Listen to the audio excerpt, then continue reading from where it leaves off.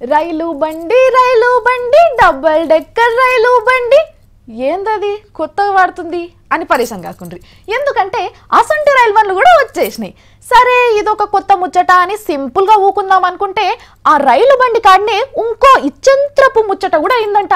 మీకోసమే ఆ వార్తలన్నీ పట్టుకొచ్చేసినాం, చూడండి. Double bus చూసిర్రా?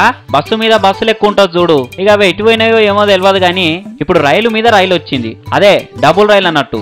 అది కూడా ఏడా మన హైదరాబాద్కే వచ్చింది. ఇక అందులో కింద కూర్చోవచ్చు, మంది మీద కూడా కూర్చోవచ్చు. మరి ఎప్పటి సంది ఎక్కాలి ఇవంటే ఇంకా జరంత టైం ఉన్నదట. మరి రైలు పెద్దగా ఉన్నదంటే టికెట్ కూడా ధర ఎక్కువనే ఉంటుందా ఏంది అని అనుకునేరు.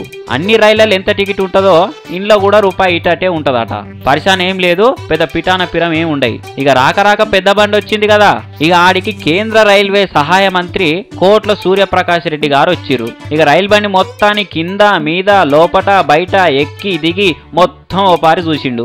అబ్బా నవ్వుకుంటా పోట్వకు ఇకిలిచ్చుకుంటా స్టిల్స్ కూడా ఇస్తున్నాడు. అగో తలుపు కాడ నిలబడి సమరసింహారెడ్డి సినిమాలో బాలయ్య తీరు పోజులు ఇస్తున్నాడు.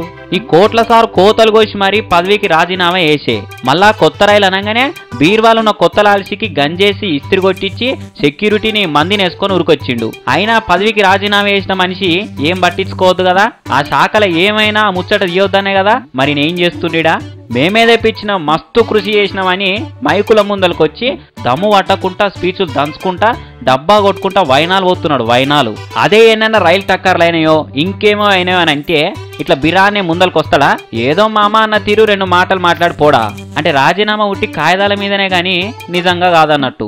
మొత్తానికి రాజీనామా మీద కూడా రాజీ పడ్డాడినా. చిన్న గ్రేట్ కాదు కదా.